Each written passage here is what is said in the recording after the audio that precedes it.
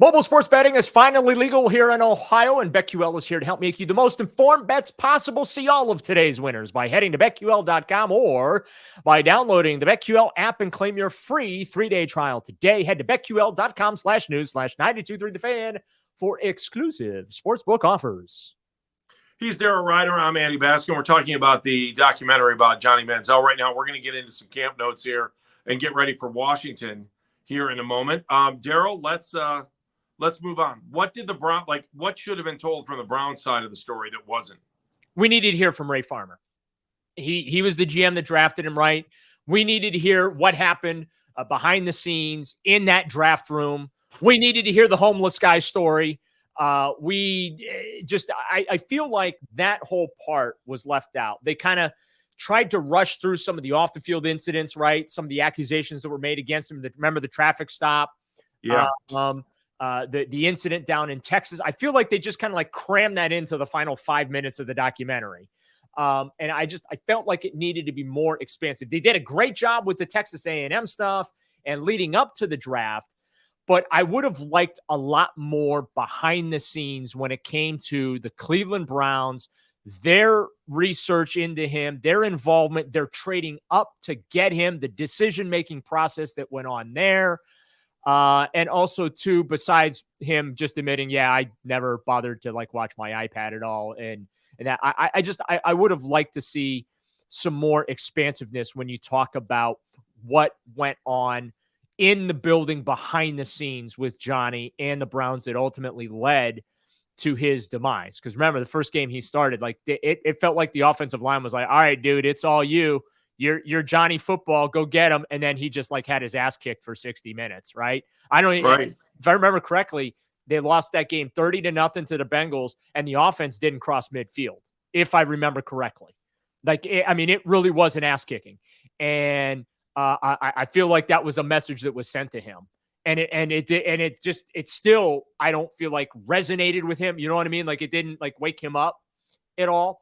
And again, I am separating the human aspect and my sympathy and empathy as a fellow human being for him with the demons he was dealing with. And he was dealing with a lot of demons, substance abuse and whatnot.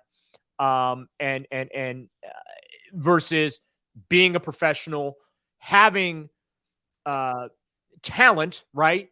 Doing nothing to accentuate and improve upon your talent.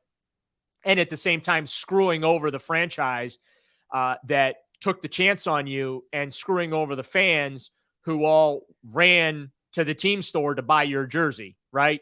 And, Johnny Football, get our Johnny Football stuff. So I do feel like there's two separate distinctions. But yeah, that the documentary should have been a little more expansive there as far as some of the behind the scenes machinations when it came to him being drafted by the Browns, and then also more expansive on just how much he was screwing up behind the scenes. So, Daryl, what did you learn that you didn't know? Like the 0.0 iPad moments, I didn't know that exactly. And I think it just kind of reiterated all those stories that we knew. The Vegas trip one was unbelievable because I know when I was working local TV, somebody sent me a picture of his boarding pass coming back from Vegas. And I was just like, yep, not surprised. Yeah, I would say look, I knew and I had heard the stories about his unprofessionalism, the napping and not being prepared in meetings, et cetera, right? I had heard those stories. I did not know he just never bothered to watch film on his free time. That was revelatory. I mentioned earlier about the suicide attempt. That was jarring to me. That was horrifying to see and hear him speak about. The combine thing, though, that was the fact that they were basically getting as much fluid through his body to try and flush whatever he had put in his system the week before. And then the machinations about, hey, we're going to fake pretend dad is sick and in the hospital so we can just get Johnny the hell out of Indianapolis and he has to go see a sick, his sick family member. Those were the big I didn't know it moments. The rest of it, the autograph stuff, maybe the cash involved. I didn't realize he made $30,000 or whatever. Every trip. Yeah. I didn't realize the volume of cash that was involved.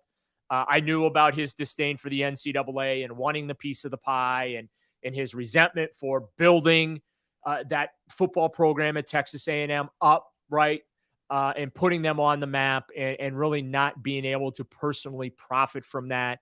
So yeah, those were my big takeaways from the doc.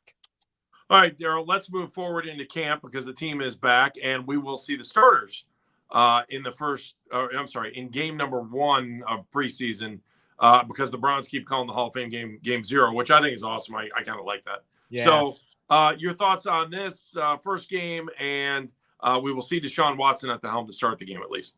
Yeah, Deshaun's going to start. I am guesstimating that he's going to play between 12 and 15 snaps, which that equates to 1 or 2 series. I think if it's a 10-play, 75-yard drive and they score a touchdown, he's done for the night. If it's a 3-and-out, well, he's going to come back out for a second crack at it. If it's 2 3-and-outs, I think he's going to come out for a third.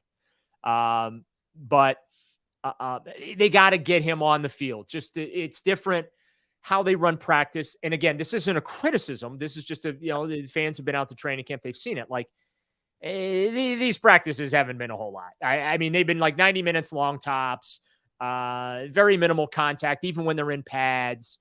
Obviously you're never touching the quarterback in a practice, but it's different, right? It's different when you're in a preseason game. So I think he needs those preseason reps. I'm going to be curious to see what they do against Kansas City if they put him back out there, because if they don't, you're looking at 1 month between Friday night's game and then the season opener September 10th against Cincinnati that these starters have been on the field. Also, there are going to be some guys that they are not going to play. So I think Myles Garrett might not play. I think Nick Chubb might not play. You know what I mean? Like there may be a couple of guys that don't play, but Deshaun and the offensive line will absolutely be out there along with some other members of the starting cast. So you're saying offensive line, you think even Jack Conklin will probably play?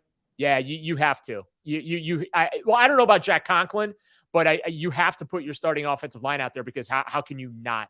How can you put your franchise $46 million starting quarterback? I agree. Totally agree. Without putting his protective unit with him. How about Amari Cooper and the wide receiving corps? Yeah, sure. Give Amari Cooper a series or something like that, just to, have the, get the blood pumping, things like that.